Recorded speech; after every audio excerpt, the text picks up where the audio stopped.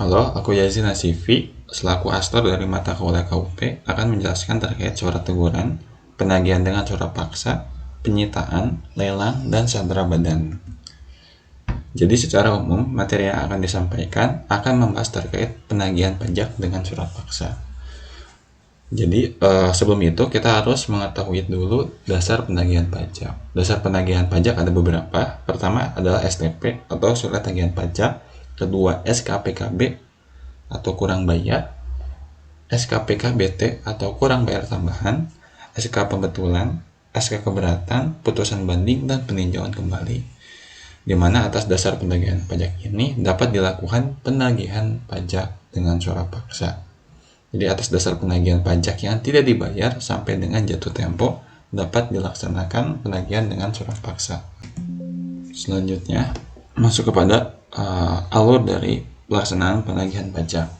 Jadi atas dasar penagihan pajak yang tadi gitu ya, dari STP hingga peninjauan kembali, itu tuh memiliki jatuh tempo pembayaran 1 bulan.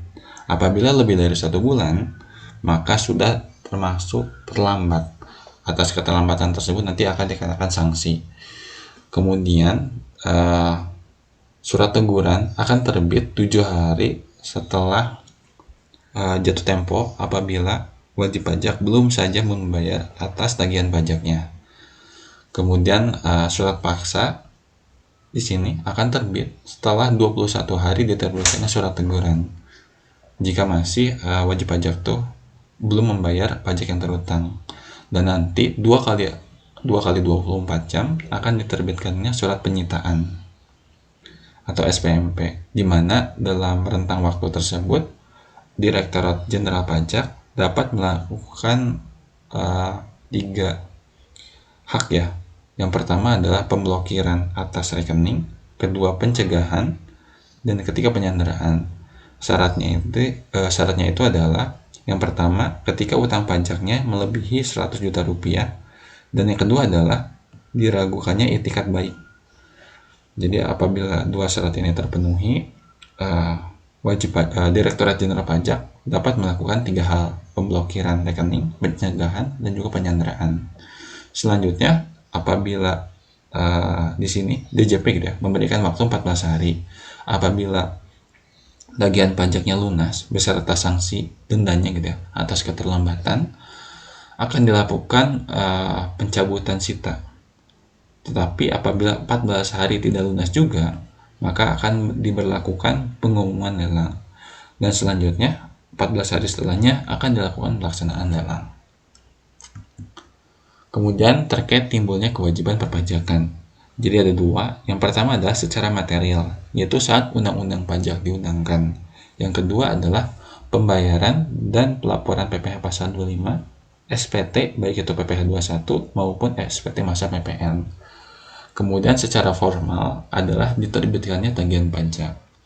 Jadi misalnya terkait SKPKB gitu ya, SKPKB biasanya kan apabila kita mengajukan keberatan gitu ya, ataupun habis keberatan mengajukan banding dan ternyata dalam proses pengadilan pajak kita kalah gitu ya, kan wajib pajak itu akan membayarkan sanksi denda gitu, dimana sanksi dendanya akan diterbitkan melalui STP atau surat tagihan pajak. Jadi wajib pajak membayar sesuai dengan yang tercantum dalam STP. Apabila tidak diterbitkannya surat tagihan pajak, maka belum memiliki kewajiban untuk membayar. Kewajiban membayar timbul ketika diterbitkannya STP. Kemudian alur bunga penagihan. Seperti dijelaskan sebelumnya, apabila dasar penagihan yang memiliki jatuh tempo 1 bulan dan wajib pajak belum melakukan kewajibannya gitu ya, membayarkan pajak terutang, maka akan dikenakan sanksi, yaitu sanksi bunga 2% per bulan dihitung dari tanggal jatuh tempo sampai dengan tanggal pelunasan atau diterbitkannya STP. Di sini ada contoh dari sanksi bunga, yaitu di sini jumlah pajak yang masih harus dibayar berdasarkan SKPKB adalah 10 juta rupiah yang diterbitkan tanggal 7 Mei 2015 dengan batas akhir pelunasan tanggal 6 Juni 2015, di mana jumlah pembayaran yang telah sampai pada tanggal jatuh tempo baru sebesar 5 juta rupiah. Kemudian di sini diberi keterangan bahwa wajib pajak baru melunasi surat tagihan pajaknya pada tanggal 1 Juli 2015. Maka berapa sanksi bunga yang akan dikenakan? Jadi caranya adalah kita hitung dulu pajak yang masih harus dibayar berapa, kemudian dikurangi dengan pajak yang sudah dibayar hingga tanggal jatuh tempo. Di sini 5 juta, maka pajak kurang bayar adalah 5 juta. Maka atas pajak kurang bayar tersebut akan dikenakan sanksi bunga, yaitu tadi karena di sini masih 1 bulan gitu ya, dari 6 Juni hingga 1 Juli, maka keterlambatan masih dihitung 1 bulan. Kemudian dikalikan 2%, dikalikan dengan pajak kurang bayar, sehingga sanksi bunganya adalah Rp100.000. Lalu wajib pajak pun diberikan hak untuk melakukan penundaan dan pengaksuran pajaknya yang diatur pada pasal 9 ayat 4 Undang-Undang KUP. Yang pertama adalah pengajuan. Pengajuannya adalah atas permohonan wajib pajak dengan jangka waktu paling lama 12 bulan, dan apabila timbul pajak kurang bayar, maka atas pajak kurang bayar tersebut akan dikenai sanksi bunga 2% per bulan dari jumlah yang masih harus dibayar maksimal 24 bulan. Kemudian ini contoh terkait sanksi bunga angsuran. Jadi wajib pajak menerima SKPKB sebesar 2.500.000 yang diterbitkan pada tanggal 2 Juli 2015 dengan batas akhir pelunasan tanggal 1 Agustus 2015. Wajib pajak diperbolehkan untuk mengangsur pembayaran pajak dalam jangka waktu 5 bulan dengan jumlah sebesar 500 per bulan angsurannya. Kemudian pembayaran pertama dilakukan pada 3 Agustus 2015. Maka bagaimana perhitungan sanksi bunganya? Yang pertama adalah untuk angsuran pertama, karena angsuran pertama dilakukan pada tanggal 3 Agustus 2015. Sedangkan batas akhir pelunasan apabila tidak ingin dikenakan sanksi bunga yaitu 1 Agustus. Maka kan lebih gitu ya, lebih 2 hari, meskipun lebih 2 hari, dalam peraturan pajak ini dianggap perhitungan 1 bulan, meskipun dasarnya hanya terlambat 2 hari. Jadi untuk angsuran pertama adalah 2% dikalikan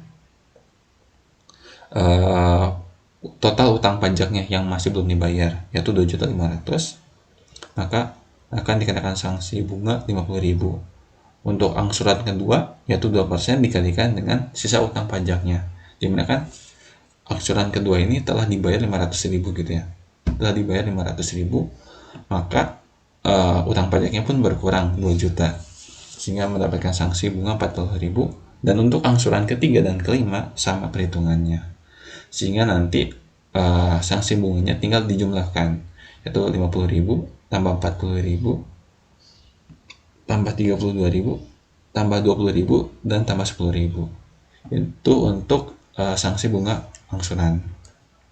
Lalu bagaimana contoh sanksi bunga terkait penundaan? Di sini sama contoh kasusnya, di mana wajib pajak menerima SKPKB sebesar 2.500.000 yang diterbitkan pada tanggal 2 Juli 2015 dengan batas akhir pelunasan tanggal 1 Agustus 2015. Wajib pajak diperbolehkan untuk menunda pembayaran pajak dalam jangka waktu 5 bulan. Maka atas sanksi administrasinya adalah 5 bulan tadi dikalikan 2% dikalikan dengan pajak terutangnya, sehingga didapatkan hasil Rp250.000. Selanjutnya sanksi bunga penagihan pasca Undang-Undang Harmonisasi Peraturan Perpajakan. Jadi pasca Undang-Undang HPP terkait sanksi bunga gitu ya, ternyata ada dilakukan penyesuaian. Aturan sebelumnya itu menggunakan persentase bunga yaitu 2% per bulan. Sedangkan aturan yang baru yaitu tarif bunganya itu dirubah, di mana untuk perhitungan tarif bunganya sendiri adalah suku bunga acuan ditambah dengan aplifaktor, yaitu aplifaktor di sini 5% dibagi 12. Namun untuk cara perhitungannya sama seperti aturan sebelumnya, yang membedakan adalah penetapan tarif bunganya. Kemudian selanjutnya terkait penyitaan. Penyitaan adalah suatu tindakan yang dilakukan oleh juru disita pajak untuk menguasai barang penanggung pajak guna dijadikan jaminan untuk melunasi utang pajak menurut peraturan perundang-undangan yang berlaku, di mana penyitaan sendiri dilakukan setelah 2 kali 24 jam diterbitkannya surat paksa. Kemudian ini adalah barang yang tidak boleh disita. Jadi penyitaan itu ruang lingkupnya adalah baik itu aset yang bergerak ataupun aset tidak bergerak. Tetapi secara umum agar lebih memudahkan, ada beberapa barang yang tidak boleh disita. Yang pertama adalah pakaian dan tempat tidur beserta perlengkapannya, kemudian persediaan makanan dan minuman untuk keperluan 1 bulan, perlengkapan penanggung pajak yang bersifat dinas, buku-buku yang bertalian dengan jabatan atau pekerjaan penanggung pajak, kemudian peralatan dalam keadaan jalan yang masih digunakan untuk melaksanakan pekerjaan atau usaha sehari-hari, dan jumlah seluruhnya tidak lebih dari 20 juta. Dan yang terakhir adalah peralatan penyandang cacat yang digunakan oleh penanggung pajak dan keluarga yang menjadi tanggungannya.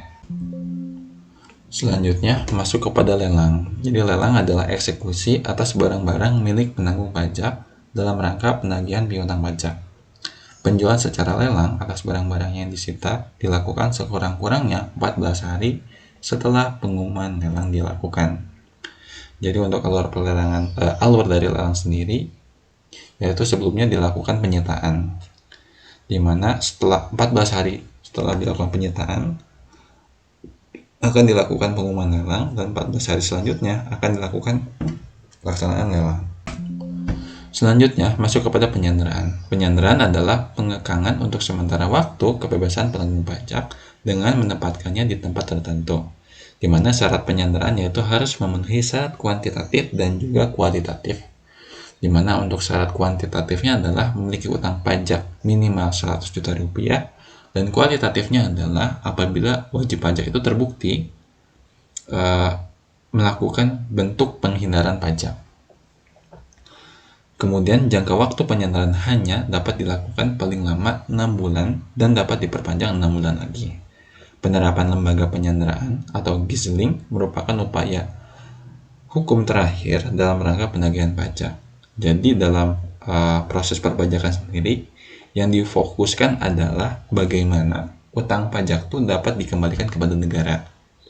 Jadi fokus dari penagihan pajak ataupun pengadilan pajak sendiri ya, fokus utamanya adalah mengembalikan kerugian atas negara. Jadi upaya hukum gitu ya, seperti sanksi ataupun tadi ya terkait gizling atau penyanderaan, itu merupakan upaya hukum terakhir. Sekian dari presentasi hari ini. Mohon maaf bila ada kesalahan. Terima kasih.